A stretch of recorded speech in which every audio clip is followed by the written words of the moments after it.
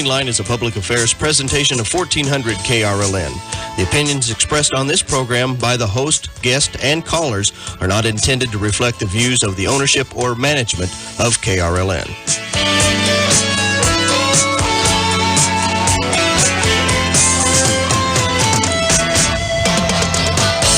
Good morning to you. This is Morning Line on KRLN. I'm Carrie Jacobs, your host, and in the studio with me this morning is Mr. Al Ballard. Good morning, sir. Good morning. Al is running for mayor as well, and we've already had Preston Troutman on yesterday, and then I'm sorry, I just forgot his name. Roger Parsons was on last Thursday. So welcome to KRLN. Thank you. Yeah, glad to be here. Yeah, thanks. And you know, I've been asking all the same questions of everyone, so we'll start out by getting to know you, okay? Sounds good. All right.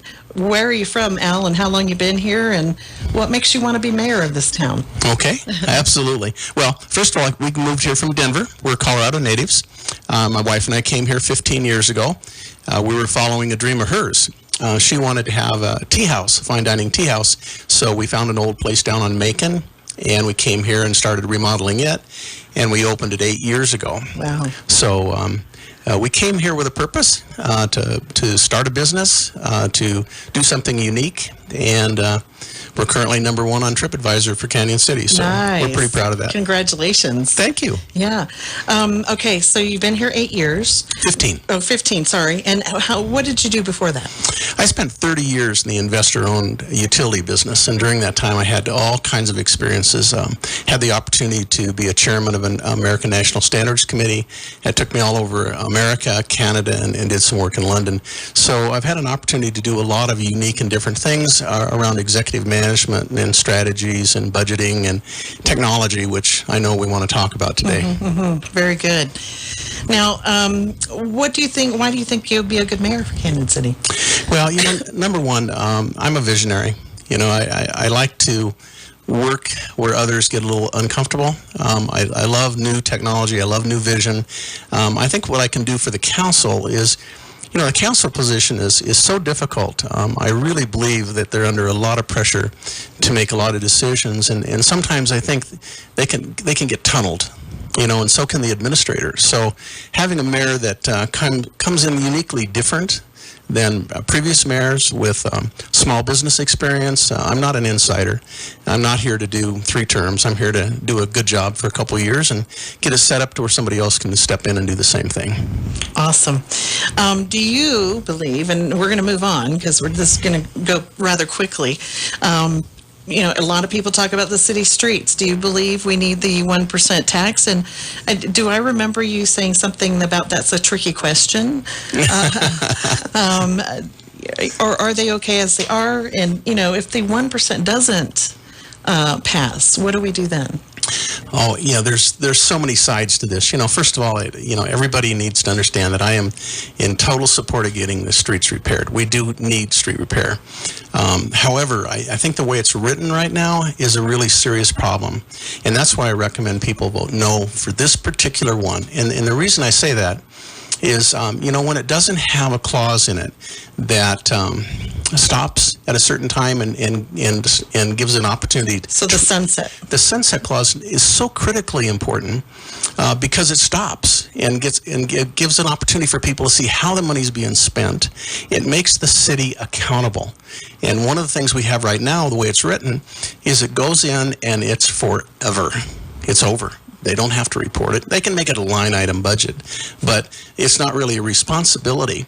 And I think a city should have a responsibility if they're going to do a tax increase to have a sunset and to be able to get to those people. Colorado Springs has proven this works well.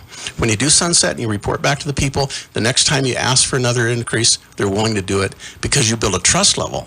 And that's one of the issues I think we have here with getting things passed is people aren't necessarily trusting what they're being asked to do. And that's not a negative, don't get me wrong. It's just we haven't learned yet how to present things to people and do it in such a way that there's accountability, and then the people feel comfortable in what's happened. So yes, I want the streets repaired. I would propose that we vote no, because I'm strong on that, and then we come back with a sunset clause. But during that time, before that, I've gone through the entire budget. It's on my website, www.think-al.com. So the entire budget for the city, line item, is on my website. You can go there and look at it. There's some real issues in how the budget's developed, and we need to take a look at how some of this stuff happens. My history, my experience in corporate world was you do budgets year after year. You don't necessarily do a needs assessment prior to doing a budget. You just kind of take the line items and work on them for the next year. We have to really dig in and get a long-term strategy and a plan and a level of effort for everything that we're going to budget, so people know, everybody out there knows, that the time's been put in to get the right priorities. Otherwise, we end up with the same problem that we got with the streets, with the trees and sewer and gutters and everything else. So we have to do a better job. All right. Even though the city's accounting is rated a number one and their credit is a number one, but that, I mean, obviously they did a great job at accounting, but the accountability part is missing, you're saying? I think that's a part of it. And then let me pose this question to the listeners. Mm-hmm. How does a city receive income from the bridge, from the park, for 80 years and have no long-term strategy for infrastructures? How do they get to that point? They might be number one in their accounting, but their long-term strategy and planning is not there. We've got to get into that. It can't just be something that's happenstance, because you can't count on the money from the bridge. Even Harry said that in the budget meeting. It goes up and it goes down. Mm-hmm. So you have to get a little smarter in what you're doing. All right. In the past, it's often been said that the city's hard to work with. Do you think this is still the case? And what improvements have been made? And have you witnessed anyone, or you yourself, have you experienced it, who is doing business with the city, and what their experiences have been? And what would you do to change this, or even the perception of this? Okay. Good question. We've dealt with the city. When it came here 15 years ago, we had to take this piece of property and begin to develop it. And fortunately, it was central business district. And that's part of my heart for our city, is we have to continually grow our central business district. It can't stay stagnant.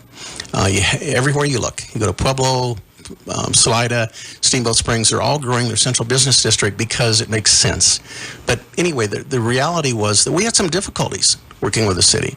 However, when I sat down with the building inspector, with Greg, I built a relationship with him, and he treated me very fairly, and I didn't have any issues. I mean, there was problems, but partly my fault and partly theirs too. So we worked it out together. But I think the key component is the communication system within the city is kind of broken, because, as we were talking earlier, we don't have a two-way communication going with the city for the average person.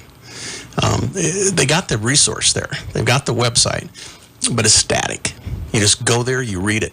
And that's why I did think-al.com, mm-hmm. because you can see there it has everything. It has interaction, it has audio, it even has polling on it. So you developed this website to show people what it could be like. Exactly. Oh, wow. That was the reason that I did this. And then I have one sign.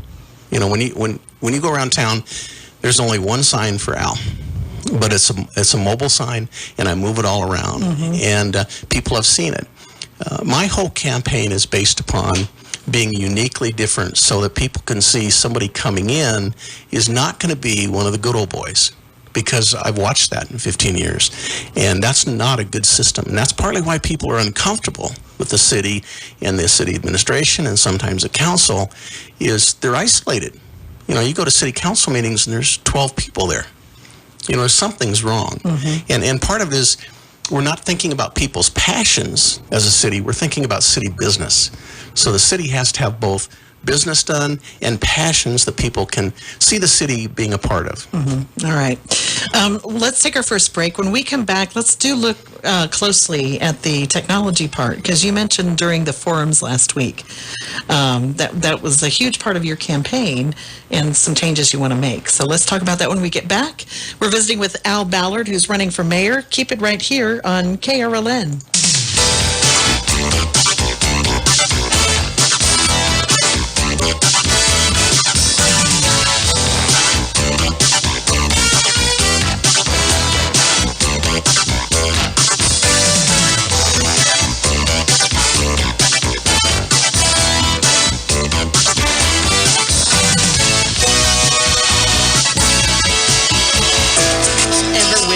card you received for your birthday would fit in a frame? Greeting cards that can last a lifetime are at Words of Life. You'll find a new line of pumpernickel greeting cards, made in the USA and frameable. All occasion cards to blank cards. Pumpernickel Press greeting cards are more than just a card. They're a gift. Make their greeting forever memorable. Words of Life, 615 Main in beautiful, historic downtown Canyon City. Home ownership is important. Listen to KRLN each Sunday afternoon to Real Estate Today, sponsored by Canyon Signature Mortgage. Real Estate Today underscores just how much home ownership matters to consumers. The show is the best real estate resource for homeowners, buyers, and sellers. If home ownership matters to you, don't miss Real Estate Today, Sunday at 4 on KRLN, sponsored by Canyon Signature Mortgage, a certified mortgage lender committed to the community. Canyon Signature Mortgage.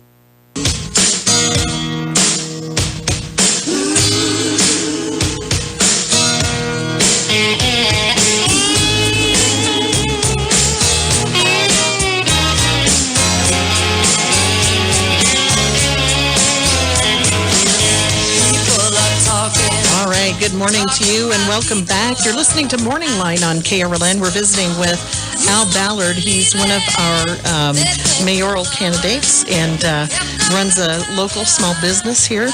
And, we were talking about technology before we went to break a little bit. What else can they do to help them communicate with folks and make it a little easier? I think we focus back on the website, and there's been a good job. It's got some visuals and it's a good narrative. But people want communication and they want a two-way street. They want to learn. And first of all, let me talk about generations because, there was a generation before me, the generation, the greatest generation that loved to go to meetings and they would go to city council meetings. And they still do. And they still do. And then we had the baby boomers and you could see with some of us baby boomers, we weren't into that sitting and going through an agenda at a city council meeting. It's just really...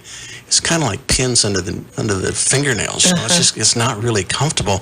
Plus the fact that a lot of the times there's no passion there for what you're interested in. You're just going, and they're going through things that really it's nothing that you really care about to speak of. And then all of a sudden the generations come along like the generation X, Y, and Z. And I hate to be honest, but I've got to be. They're not going to go to city council meetings. I'm sorry. City councilman out there, you might be upset with me, but the truth of the matter is they're not going to come there unless we create a forum for a passion they have. And the city council understand that they want a voice for the passion they have, and they're willing to work on unique and different things. See what's going on the Riverwalk right now, putting the health stuff on the Riverwalk. Those are passions, and there's people that are in paleontology. It's a passion. So the city has to change a little bit their thinking relative to what council meetings are and kind of expand that into what are the things people are really looking for. And then we go back to the absolute number one thing, and that's the communicator. And the communicator has to be the website.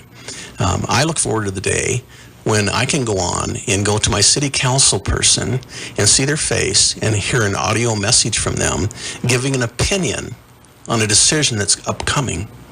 And then the opportunity for me to take my cell phone and to answer a polling question as to whether or not I'm in support of that, or to be able to send a message to my city councilman. Now, if you're a city councilman, what better than input from the public?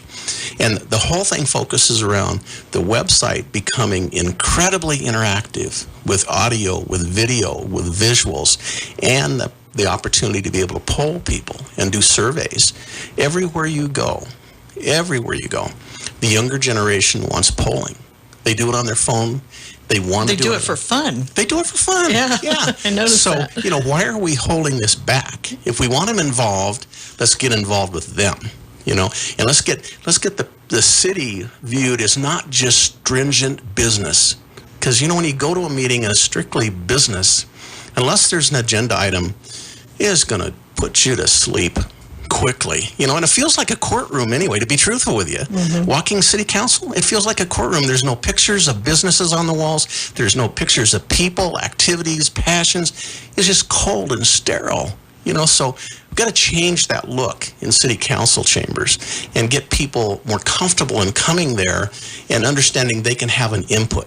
Right. Okay, technology is one of your priorities. What would be other priorities for you in our city? The priorities for me are pretty simple. They come down to we've got to grow our central business district, no question about it. And obviously my heart passion began in November of 2013 is the development of the river corridor. We have the most wonderful opportunity. I'm talking about going from the old power plant, from the Clark power plant down to the train depot. That area can be a tremendous business opportunity and something the community can be proud of, much like Pueblo has with their Riverwalk, Salida has with their downtown river development. So those two are really high on my priority. One that's really close to our heart because we run a business where we serve a lot of the people is we need to honor our Department of Corrections. We've got to have an annual event where we literally say to the administration, to the people that work there and the businesses that support them, thank you. You've been here 133 years. You have been a stable part of our community, and they need appreciation. We serve those people. They come to us for anniversaries and birthdays to the fine dining restaurant, the Queen Anne, and they come in when I talk to them. When we talk to them, I often hear them say, I just don't feel appreciated. Really? Yeah. And it's sad, It is sad. And part of that is because sometimes, once again, living in Canyon City, we kind of get the old blinders on. And you drive down 50 and you don't even look over. You just go past all the facilities and come into town. We need to honor them on an annual basis. And I know we try to have their stories instead of the stories of those that are incarcerated, because I don't really want to think about them. I'd rather support the families and things here. So, Absolutely. Yeah. Absolutely. What do you think about, there are 4 corridor plans. One is the Royal Gorge area, one is downtown, the River Corridor Plan, and the Highway 50 corridor Plan. What do you think about all those? Well, running for mayor, people talk to you a little bit different. And I had one gentleman stop me on Main Street, even with all the construction, and he says his opinion was we're in an economic development exercise out of control. Wasn't that an interesting observation? Yeah, it was. And you would think that if you didn't know the grand plan and the whole 9 yards, and most people don't.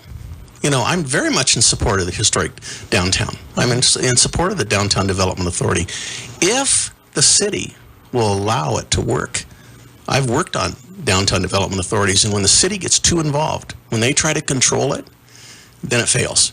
So DDAs are marginally successful. Don't let somebody convince you that that's the answer for everything. It isn't. Okay, so I believe in the historic.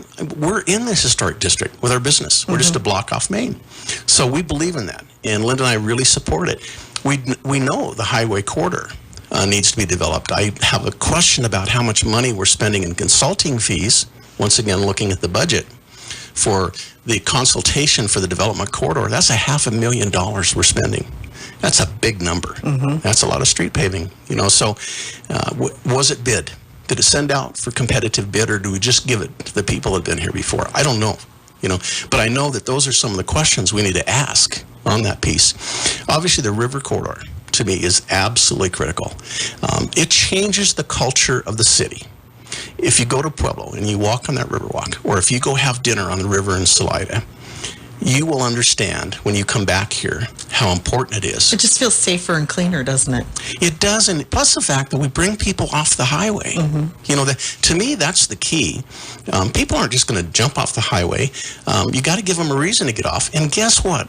I was with a developer last month from Dallas, and he walked the river with me because I've got resources in my background with investors and developers. And we walked the river, and he said, it's wonderful, but it's got to be part of the central business district. And I've got to have freedom to develop it the way that the market goes. Now, that's the same way I feel about the bridge. After 80 years, how many more years do we have to keep putting money in the bridge before it stands on its own and a plan is developed by others to come in and do joint ventures with the city? We've tried to control this too much. Let the free market develop the bridge, and it'll go faster because we don't have a lot of money to give them. It's just not there. But investors do. If investors see an opportunity, they'll come in and they'll design a program for the city to bring new revenues in that you've never seen before. Example, that's Broomfield. Broomfield, Colorado had just a piece of land, and they got investors and developers to come in, and those investors and developers created what's called Flatirons. Flatirons right now has businesses in it. It has shopping malls, and guess who gets all the rewards of that? The city. You know, so for us to say we have to control how the bridge is developed or the river's developed or even the Highway 50 corridor, that the council has to do that, I think that's silly. I really do. Okay. We're going to take our last break. When we come back, we'll finish up our conversation with Mr. Al Ballard, running for mayor of Canyon City. Keep it right here on KRLN.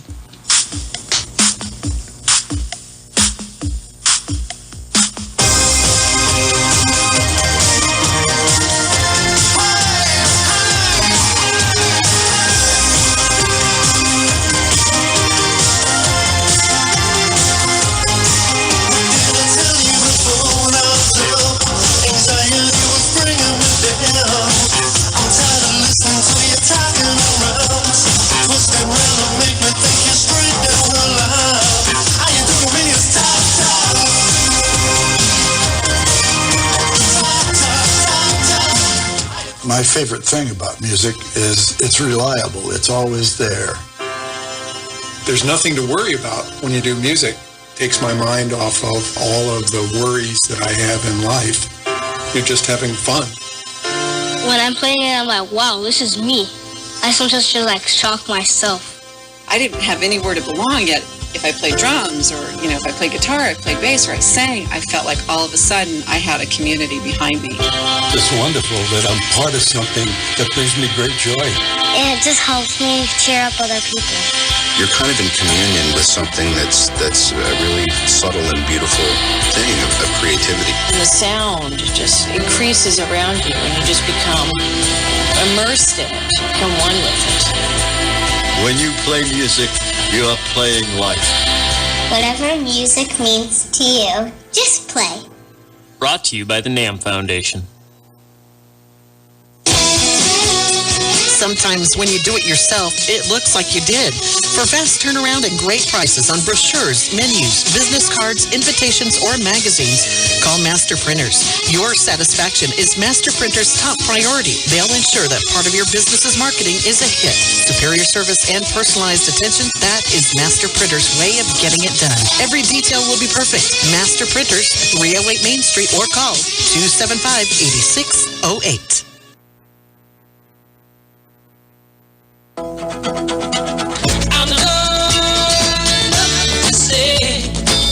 All right, welcome back. You're listening to Morning Line on KRLN, and I'm visiting this morning with Mr. Al Ballard. He is running for mayor of Canyon City, and we're trying to get more and more people here, get more people in the beds, so to speak, in the hotels and things like that, bring more income. A sales tax would help with the streets, maybe, if that's passed.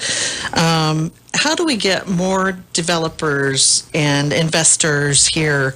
And how would you represent the city outside of the city? Good question. I think it comes down to a mentality. When we came here, we realized that the city has always been viewed as a pass-through, not a destination. However, I talked to people that grew up here, and there was a period of time where hotels were full quite often, motels, and what was the difference? Well, I think a lot of it is mentality, and let me say it's pretty easy to become content and become apathetic. And I think we've got some of that in our community. I think what we've got is, since the bridge has been given money to the community, they haven't had a lot of pressures until things like the streets come along, and all of a sudden, wow, we need more money. The truth of the matter is every business and every citizen should look at new revenues as being a critical and important thing. And what that means is people really need to be paying attention to how we bring people here and the purpose. And that's why I think the river corridor is so important. Where you go, where water's been developed, if you go to San Antonio, Do I have to say any more? You know, I mean, it's just... I grew up there. I love it there. It's fabulous, you know?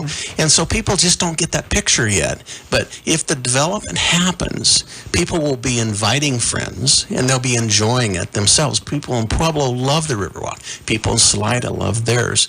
That's just a reality. It's new. So, yes, we're developing downtown. That's important. But we need new. We need the river developed. And that gets people off the road. Okay, and then how do I represent that outside? I go after investors, and I go after developers. But before I go out, the city better give me a freedom of having a central business district that I can represent as being open. Don't send me out with a plan already determined where a piece of commercial property is going to be, where a gas station can be, where a restaurant can be. If you do that kind of thing to investors and developers, you get a reputation, they won't work with you. Same thing with the bridge. If you're trying to control the development of the bridge and not letting the free market system work, developers and investors won't come. When they have freedom, they'll come. All right. One of the comments made during the forum last week was that the city has too many employees. Do you agree with that comment? Too early. Too early to know? Too early. I can tell you this, after going through the budget line by line and having a couple people I know look at it, we got some issues we need to deal with. Okay. The improvements on Main Street will be completed in December. What type of support, if any, would you propose to promote Main Street, or even the rest of the city for that matter? You know, first of all, we have to get a plan in such a way that people can see it. Let me go back and say, when people look at the city's website, what do they see? You know, do they see artist renderings of the river that just was done? Do they see the corridor, the Highway 50 corridor drawings? Do they see a presentation, a media presentation? See, I think 2016 should be a year of the volunteer. That would be my proposal as mayor. 2016 is the year of volunteerism. And we get people that have skills and ability to come on board and be involved in the things they love. If they love the river corridor, come join and help the city council come up with the right decisions. If they like downtown, then get the people involved. The more we get involved, the more we're going to have as options. And right now, we don't have any involvement. So that's the real problem with the new council. A lot of the buildings downtown are owned by folks from out of town. How do you get them more involved in sprucing up their property and equally doing what we want to see done? When I was working with the Downtown Development Authority in Denver, when I worked in Denver, one of the questions that always came to us is, as an owner of a building, and I would go out and talk to them, ask them, what is it you want to do with your building? You know, because if it's a market issue, if it's a pricing issue, we'll find you a buyer. You know, really, I'll go find you a buyer. If you don't want to put the money in it, I can find somebody that wants to. All right. All right? So what's your number? You know, and be realistic. You know, give us a good number, makes you whole and satisfied. Let us take that piece of property. If you don't want to do it, let's get somebody else in there that can do it and wants to do it. Oh, that's a great answer. Also, why is adding the properties along the Arkansas Riverwalk to the Central Business District, why is it so important to the city's future? Wonderful. And I'll make it real quick. We're running out of time. Yeah. The reason that we bought the piece of property we did 15 years ago was a zone central business. And I understand central business and the value of central business for an owner. Business owner is huge. If we had been a commercial piece of property as a restaurant, we'd have been out of business. Because we do a baking school there. We do all unique different things. We do weddings there. But I would have had to go, and Linda and I would have had to go to the city council and zoning and planning every single time we want to do something different. When you have a central business district, businesses can go in, and some will go in and be successful, some will come in and fail. But they're not held to such a stringent requirement. So central business designation is huge to grow the city. And people fight it all the time because they want only a core to be central business. But the truth is, you got to grow your city with a central business district. All right, Mr. Al Ballard, I want to thank you for coming in today. It was great to meet you and speak with you, and I wish you the best of luck in the election. Thank you. Appreciate it. All right. And thanks for being with us today on Morning Line. We'll have more tomorrow. Tomorrow's the Florence mayoral candidates, so tune in tomorrow morning at 8:30 for Morning Line.